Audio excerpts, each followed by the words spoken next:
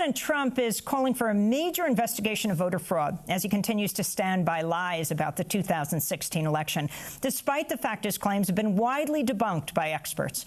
Trump falsely asserted he lost the popular vote to Hillary Clinton because 3 to 5 million unauthorized votes were cast in the election. During the ABC interview on Wednesday night, David Muir questioned Trump about those claims. When you say, in your opinion, millions of illegal votes, that is something that is extremely fundamental to our functioning democracy, a fair and free election. You say you're going to launch an investigation into this. Done. What you have presented so far has been debunked. It's been called false. Take a look at the Pew reports. I called the author of the Pew report last night, and he told me that they found no evidence of voter fraud. Really? Then why did he write the report? He said no evidence of voter fraud. Excuse me. Then why did he write the report? So according to Pew report, then he's groveling again. You know, I always talk about the reporters that grovel when they want to write something that you want to hear, but not necessarily millions of people want to hear or have to hear. Donald Trump claims a 2008 study published by the Pew Research Foundation supports his belief of widespread voter fraud. However, according to Politico, there is no 2008 Pew study saying any such thing. There's another study published in 2014 and since widely debunked that mistakenly claimed 14% of non-citizens said they were registered to vote in 2008 and 2010. Brian Schaffner, one of the academics behind the study, told CNN Trump is misinterpreting the study, calling Trump's claims absurd and not even plausible. And while experts have found no evidence to support Trump's lies about widespread voter fraud, they have found at least 5 members of Trump's family or inner circle were registered to vote in multiple states this fall, something that Trump has claimed is evidence of voter fraud. The Washington Post reports Trump's son-in-law, White House advisor Jared Kushner, Trump's daughter Tiffany Trump, Trump's chief strategist Steve Bannon, White House press secretary Sean Spicer, and Treasury Secretary nominee Steve Mnuchin were all registered to vote in at least 2 different states. Well, for more, we're joined by Brian Schaffner, one of those academics who collected the raw data that the erroneous study was based on. Schaffner is a political science professor at University of Massachusetts Amherst, where he joins us from. He recently co-wrote a piece in the Washington Post titled, "Trump Wants to Investigate Purported Mass Voter Fraud. We Pre-Debunked His Evidence." So let's start with Professor Schaffner. Tell us how he got it wrong. He's citing your study. He's not citing our study. He's citing a study that uses our data. So I work with a team that puts out a very large-scale survey of American adults. And one of the things we do is, of course, ask people a lot of questions, and then we also match the survey respondents to vote files. Now, these other researchers from Old Dominion University took our survey data, which we make publicly available to the scholarly community. They downloaded it and basically took a question that really wasn't designed to identify non-citizens, but they used it for that purpose.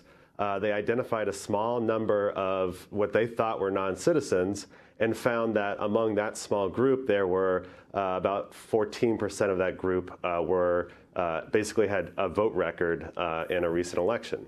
Now, the problem is that that question happens at the end of a very long survey. It's not really designed to identify non-citizens. And what we did actually was 2 years later, we went back to those same survey respondents, re-asked the question, and found that a lot of people who had initially identified themselves as non-citizens in the next wave actually identified themselves as citizens. There were even some people who had identified themselves as citizens the first time and changed their answer to non-citizen, which is pretty much an impossible change, which just suggests that some people are just clicking the wrong button. So what we did was we took the people who said in response both times, both in 2010 and 2012, that they were non-citizens. And there was not any voters among that group. So that's the group that we can be more confident are actually non-citizens. And among that group, nobody had a vote record. And so that essentially is the evidence we use to debunk their claim that there were non-citizen voters. That when you, basically when you identify with more confidence who the non-citizens are, you don't find any voters among that group. In New York, we're joined by Dale Ho, director of the Voting Rights Project at the American Civil Liberties Union. His op-ed in the New York Times is headlined, "Trump's Lies Pave the Way for an Assault on Voting Rights." How? Well, Amy, throughout history, specious and unsubstantiated allegations about voter fraud have been used to justify measures that restrict voting rights.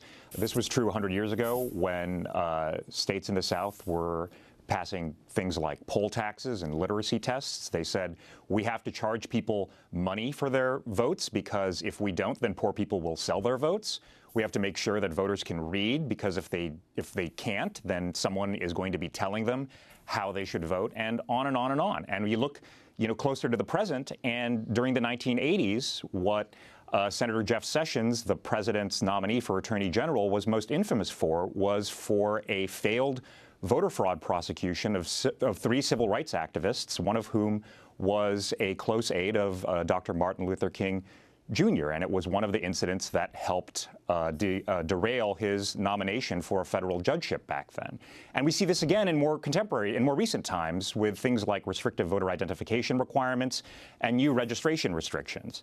We don't have a really significant or systematic problem of voter fraud in this country. I think Americans should feel secure that our voting systems are of very high integrity. What we have a problem with in this country is a low participation rate, and we should be doing everything we can to encourage more people, not fewer, to participate. The whole issue of people voting illegally has morphed. It was originally Donald Trump was talking about, illegal immigrants, not a word we use. Don't think any person is illegal, but undocumented people who are not supposed to be able to vote. But then the examples he's using are all the people in his cabinet and many people in his family who are registered in more than one state. He keeps insisting that 3 to 5 million people voted illegally. And he says all of those people, and he was very clear about this, not one of them voted for him, voted for, Hillary Clinton.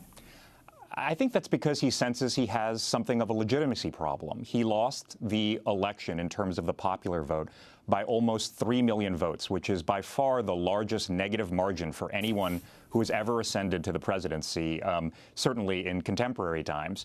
So he knows that there is a legitimacy issue here. The Electoral College is obviously the law of the land, and we all recognize that. He is the president of the United States right now legally.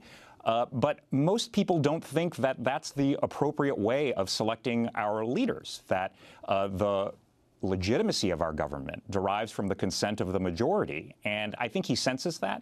And that's probably why he's trying to attack the fact that he lost the popular vote.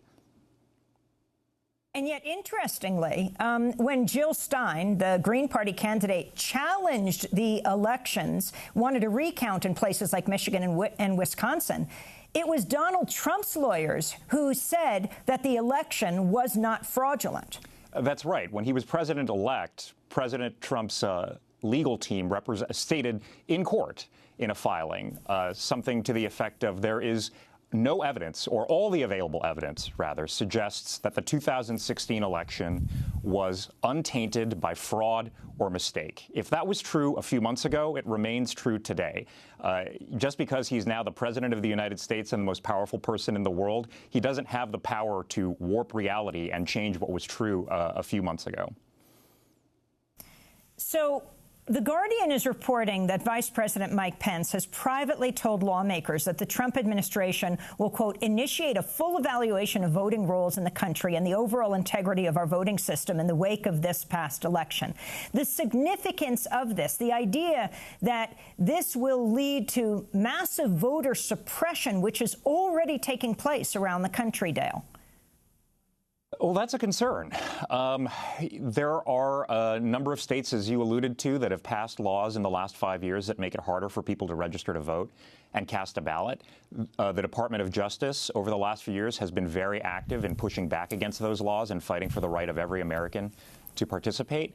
There are significant concerns that the new Justice Department is not going to fully enforce the Voting Rights Act and the constitutional protections for voting rights in this country, and that instead what we're going to see is a rerun of what we saw 15 years ago when the Bush Justice Department applied political pressure to U.S. attorneys around the country to investigate and prosecute voter fraud. They engaged in a 5-year project on this. They turned up very little evidence, only a few scattered instances of people voting when they weren't supposed to. U.S. attorneys around the country declined to devote a lot of resources to these investigations or to prosecute them in some cases, and they were fired for political reasons, and it was one of the reasons that Alberto Gonzales was removed as Attorney General. It was one of the largest scandals of the George W. Bush administration because the investigation was politicized. It wasn't a normal investigation free from political influence, and I think the concern is that we're going to see something along those lines yet again. One would hope that we would have learned from those mistakes in the past, but I guess time will tell.